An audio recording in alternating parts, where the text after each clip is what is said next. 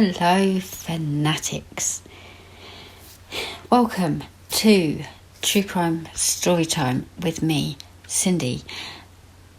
I've done this intro a couple of times because today's case is very, very sad, and that's not to take away from any other case because each case is sad on its own merit, but this one is tragic. I'm going to be talking about Cheri Jo Bates, who is the victim in this episode. She was just 18 years old. I came across this and I wanted to share her story because I think it's important sometimes to let the family know and to let law enforcement know that this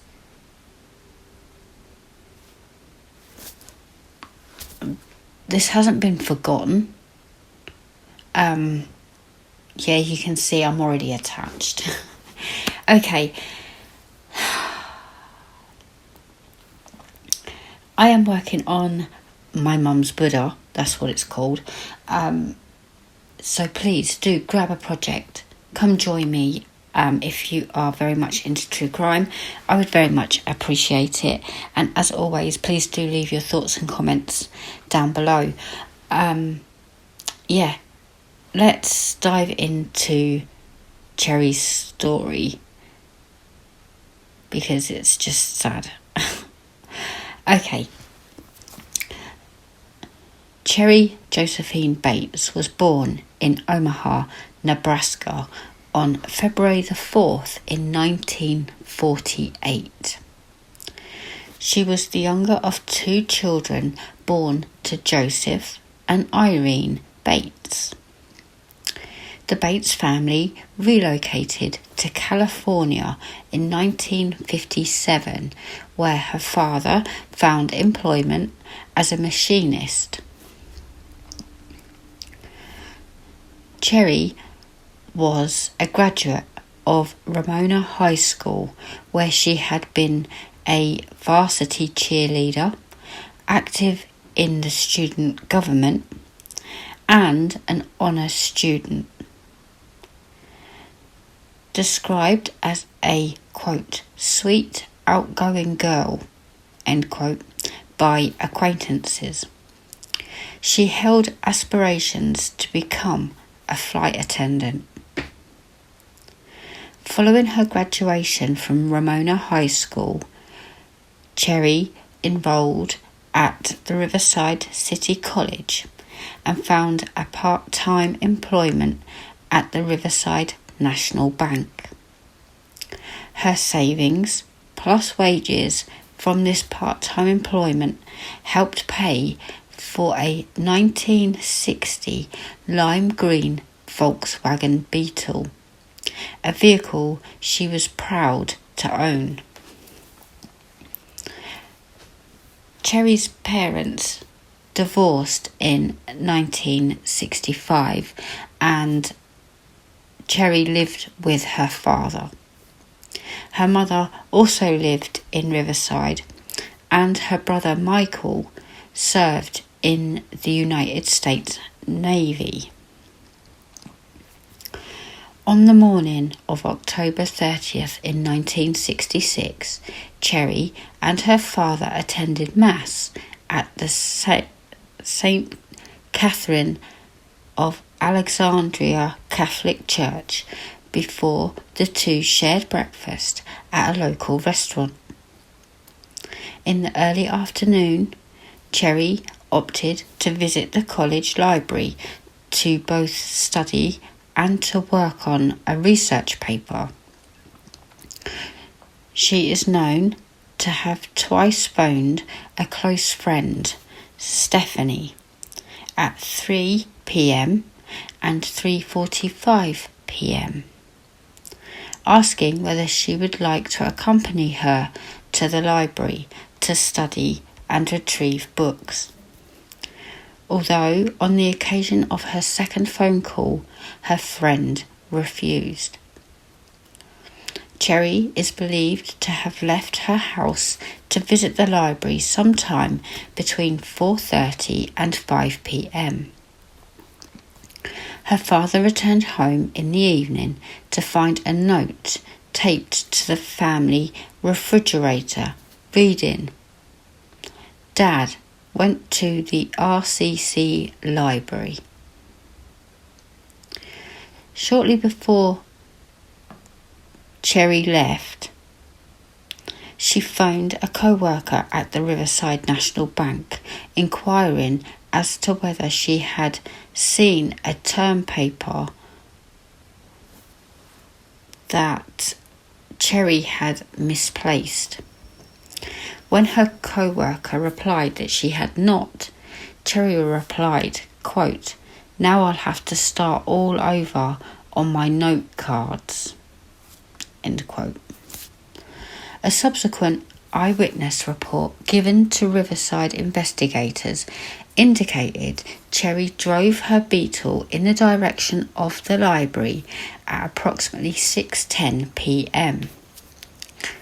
This eyewitness also claimed her vehicle was closely followed by a bronze 1965 or 1966 model Oldsmobile.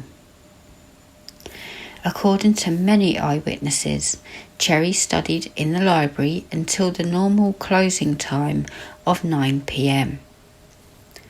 A subsequent witness statement obtained from a female library student would claim that a young man, whose age she estimated to be either 19 or 20 and approximately 5'11" in height, had been lurking in the shadows across the street from Cheri's vehicle and had been staring in the direction of her car around the same time the library closed. Although this witness did not know the individual lurking within the shaded areas aside the street, as she passed him, the two had exchanged brief pleasantries. Cheri's father waited for the entire night for his only daughter to return home before filing a missing persons report with the Riverside Police Department. At 5:43 a.m, he filed this report after phoning Stephanie, her friend, in the early morning hours, only to be informed that his daughter was not at her residence and had intended to study at the library the previous evening, having held no plans to spend the evening away from home.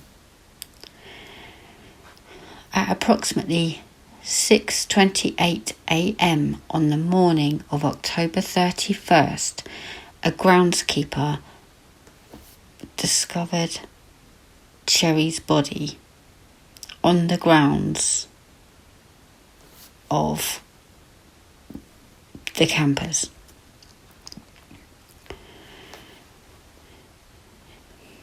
Cheri was found sprawled face down on a gravel path between two unoccupied houses close to the library parking lot where she had parked her Beetle the previous evening.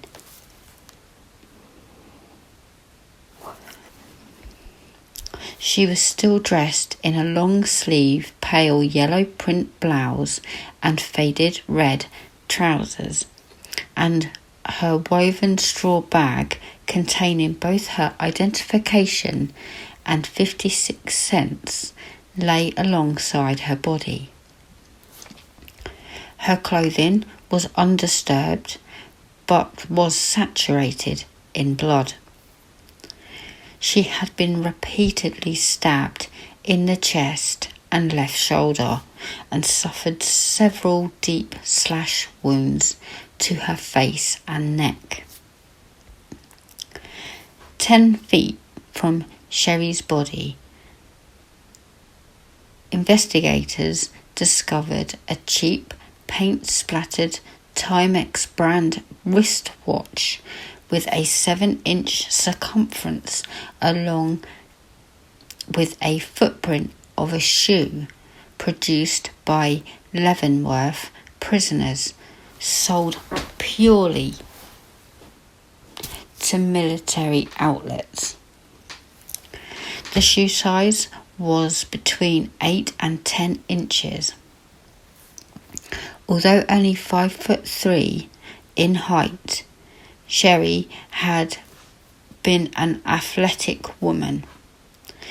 Both an examination of the crime scene and her autopsy revealed ample evidence of a ferocious physical struggle between Cheri and her murderer. She having evidently scratched her assailant's arms, face and head and torn off his wristwatch. Cheri's Beetle was parked just 75 yards east of the location where her body was discovered. The ignition wiring of the vehicle had been deliberately pulled loose, but the ignition key was in place and both the driver's side and passenger windows were rolled partly down. 3 library books on the subject of United States government were laying on the front seat, and several smeared, greasy palm prints and fingerprints were found upon the vehicle. Investigators would determine these prints did not belong to Cheri or any of her friends or relatives, and believe they may have belonged to her murderer. An autopsy revealed Cheri had been repeatedly kicked in the head, and in addition to having received 2 stab wounds to her chest, inflicted by a knife estimated to be 1.5 inches wide and 3.5 inches in length. Her left cheek, her upper lip, hands and arms had also been cut, with 3 slash wounds to her throat, having severed her jugular vein and larynx and almost decapitating her. Cheri had evidently lain upon the ground where she received the knife wounds to her left shoulder blade and neck. Furthermore, she had not been subjected to any form of sexual assault or robbery within this attack. Numerous fragments of skin and brown hair were also recovered from beneath the fingernails of her right hand. This evidence having evidently been collected beneath her nails as she clawed at her assailant in a desperate effort to defend herself. The ground surrounding her body was described in her official autopsy report as, quote, looking like a freshly ploughed field, end quote. On the 4th of November in 1966, Cheri was laid to rest at Crestlawn Memorial Park in Riverside. Her parents, older brother, and several hundred other mourners were present at this service. Within 24 hours of Cheri's murder, investigators had interviewed 75 individuals, including numerous college students, and had begun interviewing military personnel stationed at the nearby March Air Force Base. By November 6, all but 2 of the individuals known to have been on the RCC campus had been traced and eliminated from the inquiry. Investigators also received testimony from 2 separate individuals who had heard brief female screams from the direction on the evening of the murder.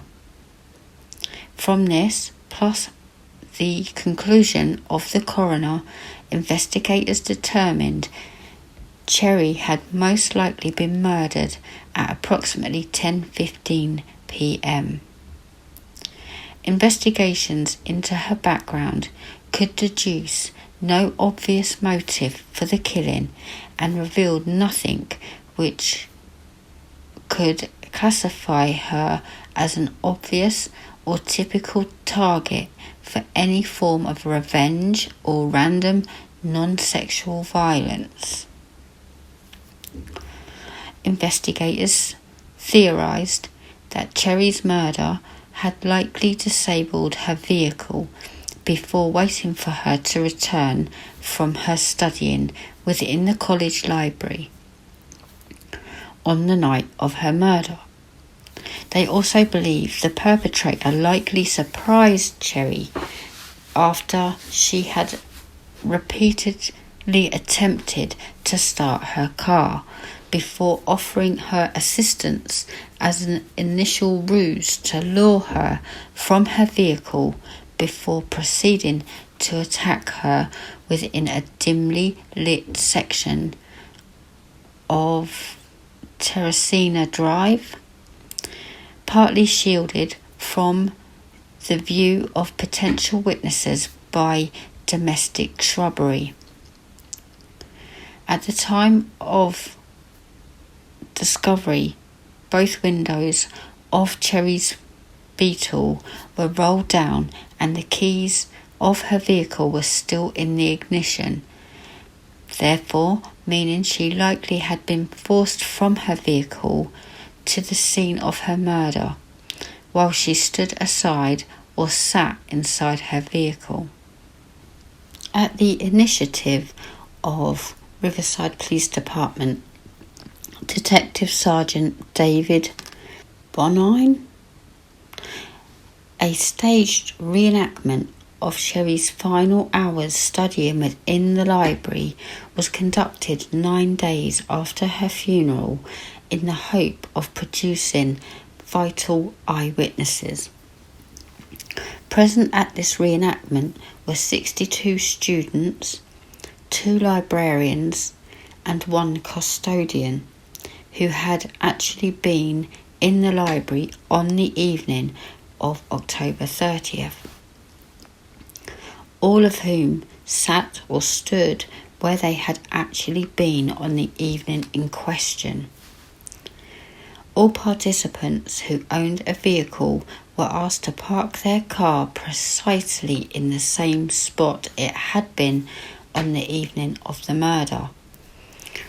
And all participants wore the same clothing they had on the evening in question.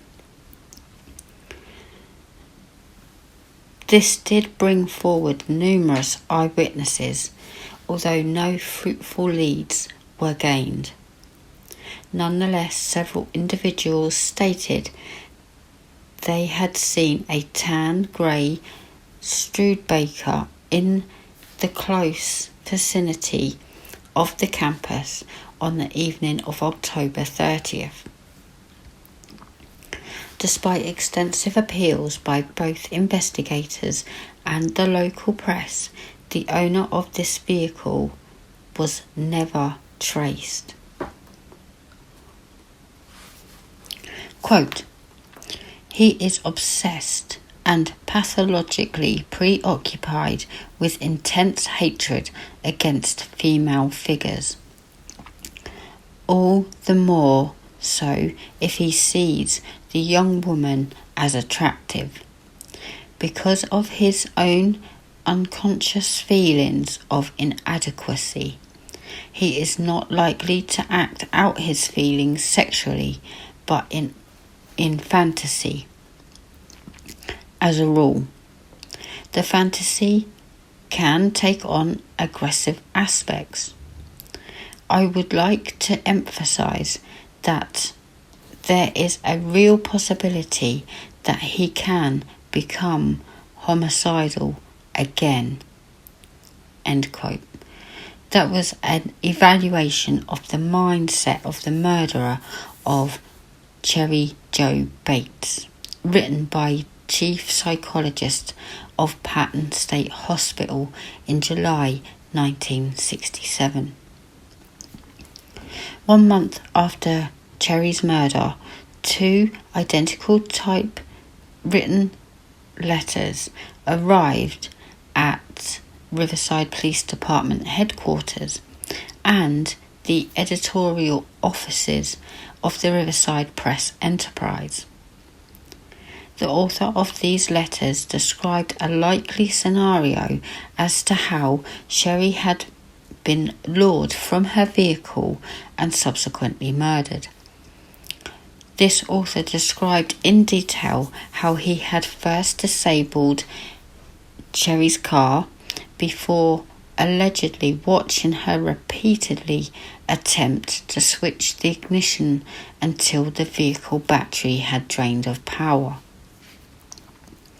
He had then offered her assistance, claiming his own vehicle was further down the street, therefore luring her away from the vehicle. According to the author of this letter, after the 2 had walked a short distance from her car, he had stated to her, quote, "It's about time." Cheri had replied, "About time for what?" To which he simply replied, "About time for you to die." According to the author, he had then clasped his hand over her mouth, pressed a knife against her neck, before forcing her to walk to a dimly lit alley where he had proceeded to beat and kick Cheri in their initial struggle before stabbing and slashing her to death. The author of these letters claimed to have known his victim, proclaiming, quote, "Only one thing was on my mind, making her pay for the brush-offs that she had given me during the years prior." End quote.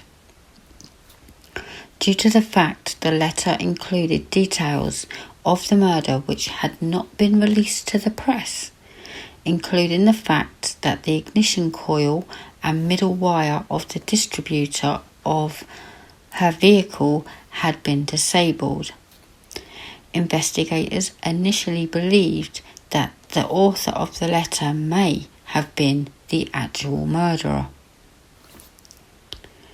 On the 30th of April in 1967, the Press Enterprise printed a further update on Cheri's murder. The following day, both the Riverside Police Department and Joseph, Cheri's dad, received handwritten letters from an unknown individual who had scrawled the message, quote, "Bates had to die. There will be more," end quote, on a single sheet of paper. This letter was also considered by police to have been a distasteful hoax, although at the bottom of each letter was an indecipherable number or letter which was either a 2 or a Z. Quote, "I have personally spoken to the previous detectives assigned to the case, and they genuinely believe that Cheri Jo Bates' case is not related to the Zodiac murders. They believe it was an acquaintance of hers or a scorned love interest. End quote. Detective Jim Simons, current investigator assigned to the unsolved murder of Cheri Jo Bates, November 2013. So I mentioned the Zodiac killer. Let's dive into that. There is a possible link, but they don't put much weight onto it, I don't think, but let's find out. The inscription upon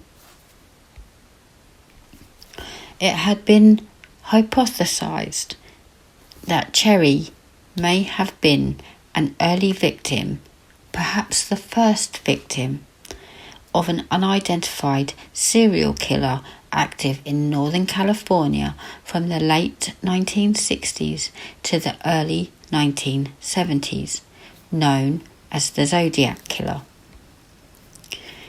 and that this unidentified individual may have originated from Riverside and later moved to the San Francisco Bay Area.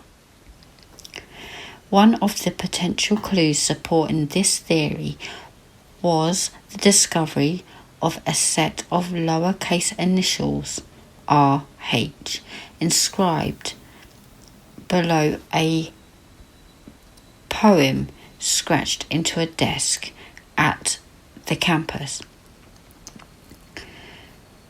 This poem was discovered by a custodian 6 months after Cheri's murder and contained graphic references to repeated assaults upon young women with a bladed weapon. The desk in question was in the college storage area at the time the poem was discovered. Although the custodian informed police the desk had been on the library floor at the time of Cheri's murder.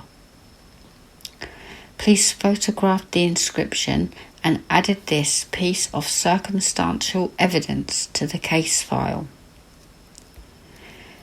Furthermore, the fact that the perpetrator subsequently sent correspondence to the police and press, including details of the murder withheld from the public, is reminiscent of the Zodiac Killer. In addition, the Riverside Police Department have also noted similarities between Cheri's slaying and the general MO of a fatal attack upon a young couple committed at a lake in September 1969, an attack conclusively ascribed to the Zodiac Killer. San Francisco Chronicle journalist Paul Avery followed the Zodiac murders from the date of the perpetrator's first definite killings. In November 1970, Avery received a letter from an anonymous source informing him of the similarities between the murders committed by the Zodiac and the murder of Cheri 4 years previously. The letter urged Avery to investigate the similarities in greater detail. Although the Riverside Police Department remained unconvinced of his conclusions, both Avery and a handwriting expert named Sherwood stated on November the 16th that the handwriting scratched on the desk at the RCC and the letters sent to the Press Enterprise and Cheri's dad in 1967 were, quote, unquestionably, end quote, written by the same individual who had later written the zodiac letters. By this date, the zodiac claimed to have killed 14 victims, although only 5 murders and 2 attempted murders committed between December 1968 and October 1969 have ever been conclusively attributed to the Zodiac Killer.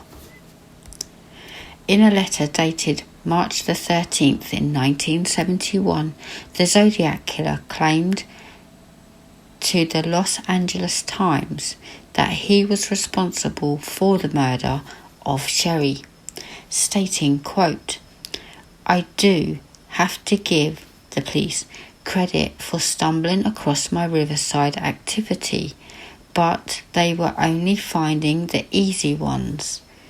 There are a hell of a lot more down there." End quote.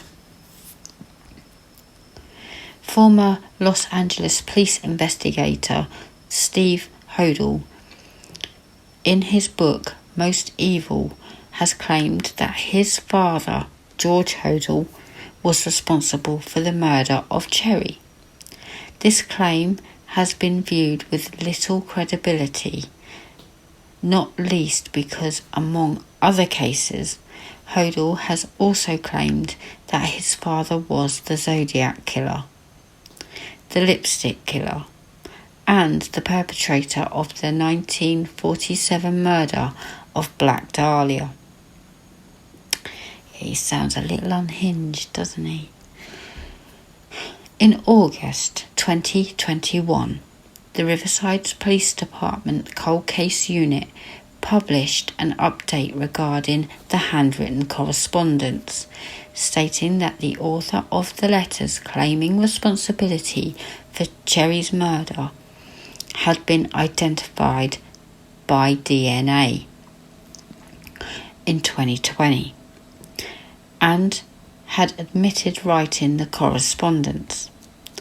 According to the update, the author had initially and anonymously contacted investigators in 2016, explaining the correspondence had been a distasteful hoax.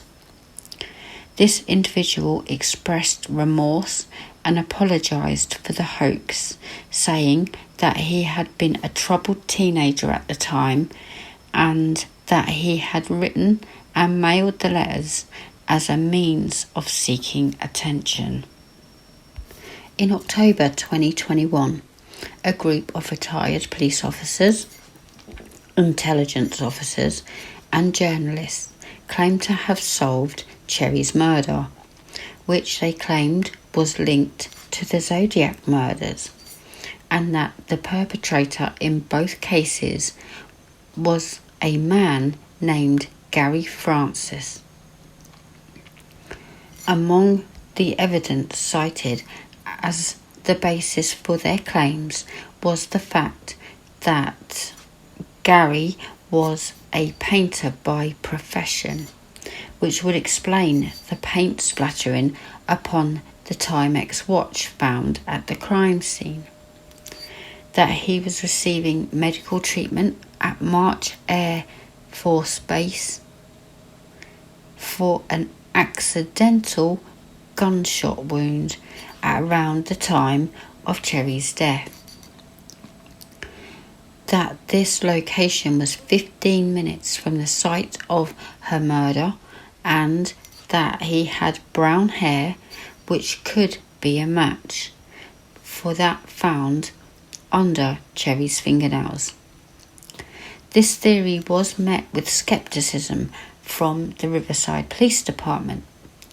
According to the online newspaper TMZ, the group claimed that the Riverside Police Department had refused their requests to submit samples of the hair found beneath Cheri's fingernails to DNA testing. However, the Riverside Police Department has denied any such request has ever been received. The Riverside Police Department maintain that there is no evidence linking Cheri's killing to the Zodiac murders, and that they strongly believe her murderer was native to Riverside County. Officially, Cheri Jo Bates' murder remains an unsolved case, and the theory she was a victim of the Zodiac killer, which has been strongly disputed by the Riverside Police Department, has never been proven, despite several suspects having been investigated and eliminated from the inquiry since 1966. The current investigator assigned to the case, Detective Jim Simons, has stated one individual still remains of interest to the investigation.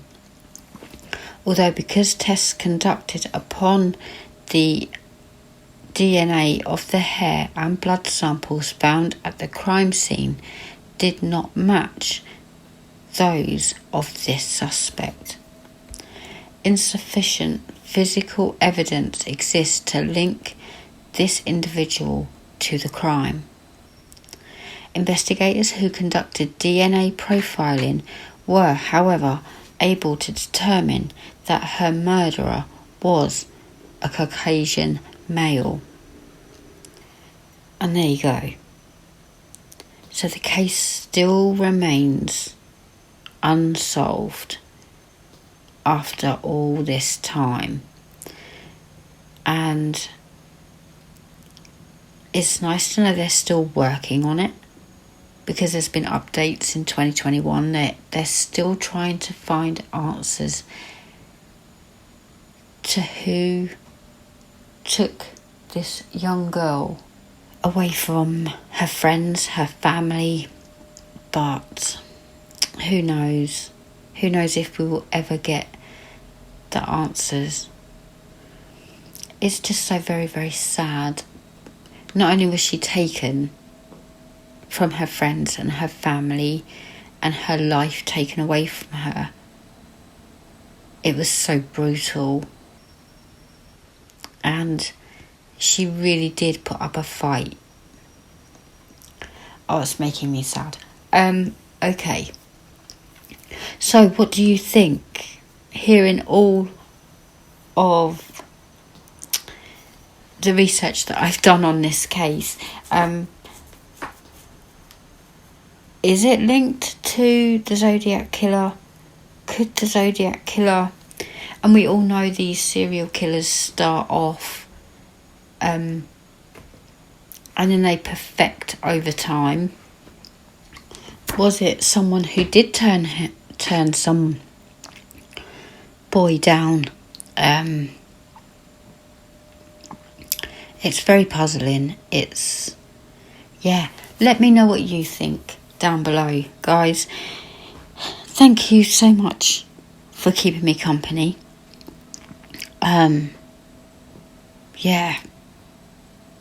My heart goes out to her whole family. It's just so very, very tragic. And she was working so hard, and she had done so well in her academic. Very, very sad. Thank you so much. Lots of love to all the friends and family of Cheri Jo Bates. I just want you to know she's not forgotten. If I can bring a little awareness and bring her story to the forefront, then I'm happy to do so. I shall see you soon, guys, in another true crime story time with me, Cindy. Stay safe out there. Bye.